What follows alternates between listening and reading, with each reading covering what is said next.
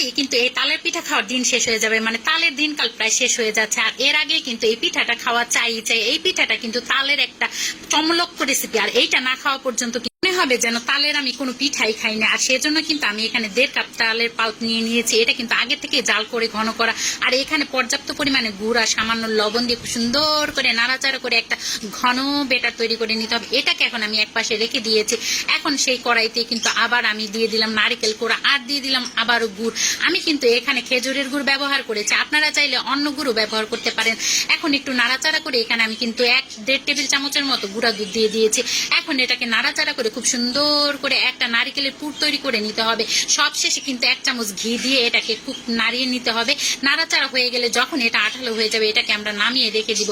এখন চলে আসবো পরবর্তী ধাপে। এখন আমি এখানে প্রায় 1.5 কাপের মতো চালের গুঁড়ি নিয়ে নিয়েছি। এখন দিয়ে দেবো সেই যে জাল করে রেখেছিলাম তালের পাল্পটা গুড় দিয়ে, সেটা। এটা কিন্তু পর্যাপ্ত পরিমাণে গরম আছে, মানে এটা কিন্তু ঠান্ডা হলে চলবে না। এটা কিন্তু অনেক অনেক গরম, যেটা আমি হাত দিয়ে ধরতে পারতেছি না। আমার যতটুকু গুড় লাগবে আমি ততটুকু গুড় দিয়ে এটাকে তৈরি করে নিব। এখনো কিন্তু এই পর্যায়ে অনেক গরম আছে, তারপরে এটাকে খুব সুন্দর করে হাত দিয়ে মাখা করে একদম একটা নরম পাতলা মতো একটা ব্যাটার তৈরি করে নিব। কিন্তু এটাকে কিন্তু খুব নরম করা যাবে না, আবার খুব শক্ত না। দেখতেই পেয়েছেন কিন্তু আমি কতটুকু নরম করেছি। এখন যেটা লাগবে সেটা হলো আমাদের কাঁঠাল পাতা। এই কাঁঠাল পাতা তুলতে গিয়ে কিন্তু আমার অনেক জায়গায় ঘুরতে গিয়ে হয়েছে, অনেক বাড়ি ঘুরতে গিয়েছে। সবাই কিন্তু কাঁঠাল পাতা দিতে চায় না। বাবারে বাবা, ছাগলের কাঁঠাল পাতাও পেতে গিয়ে কত ঝামেলা পোহাতে হোক।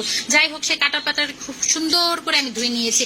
এখন চামচে করে সেই ব্যাটারটা খুব সুন্দরভাবে ছড়িয়ে দিয়েছি, আর তারপর সেই নারিকেলের পুরটা মাঝখানে দিয়ে পাতাটাকে খুব সুন্দর করে ভাজ দিলেই হয়ে যাবে কিন্তু আমাদের এই পিঠাটা। এইটা কিন্তু দেখতে অনেক সুন্দর, আর খেতে কিন্তু তার চেয়েও বেশি মজা। এখনো যারা এই পিঠাটা খাইয়ে দেখেন না, তারা কিন্তু আমার এই রেসিপি দেখার পরে আর একটু বসে থাকবেন না। পাড়ায় পাড়ায় ঘরে ঘরে খুঁজতে চলে যাবেন, কোথায় কাঁঠাল গাছ আছে আর কোথায় কাঁঠাল পাতা আছে, সেখান থেকে এগুলো তুলে নিয়ে চলে আসবেন। যাই হোক, এরকম করে কিন্তু আমি প্রত্যেকটা পিঠা কিন্তু বানাই নিয়েছি। শুধু দিবেন আর ভাজ করবেন, তাইলে কিন্তু পিঠা বানানো হয়ে যাবে, কোনো ঝামেলা নাই। তারপর আমি একটা পাতিলের মধ্যে পানি ফুটাতে দিয়ে দিয়েছি, তার উপরে রাইস কুকারের পাত্র দিয়ে তার উপরে সে পিঠাগুলো দিয়ে প্রায় 20 থেকে 25 মিনিট এগুলোকে সেদ্ধ করে নিয়েছি। এই যে দেখতে পেয়েছেন, যখনই কাঁঠাল পাতাটা এরকম রং চেঞ্জ করে ফেলবে, তখনই বুঝবেন যে আপনার পিঠাটা হয়ে গেছে। তারপর আমি একটা কাঁটা চামচ দিয়ে ঘুটে ঘুটে দেখছিলাম যে পিঠাটাকে আসলে হয়েছে কিনা। হ্যাঁ, আমার পিঠাটা কিন্তু খুব সুন্দর করে হয়ে গিয়েছে। এখন এগুলোকে সুন্দর করে নামিয়ে ফেলতে হবে। গরম গরম বের করে ফেলতেছি, হাতে কিন্তু অনেক পরিমাণে তাপ লাগতেছে। তারপর কি করবো, আপনাদের দেখাতে হবে না?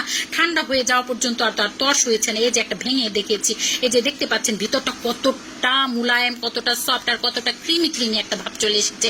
পিঠাটা এখনো যারা ট্রাই করেন না, আমার এই রেসিপি দেখে অবশ্যই অবশ্যই অবশ্যই ট্রাই করবেন। তো আজকে এই পর্যন্ত, সবাই ভালো থাকবেন। ধন্যবাদ। আসসালামু আলাইকুম।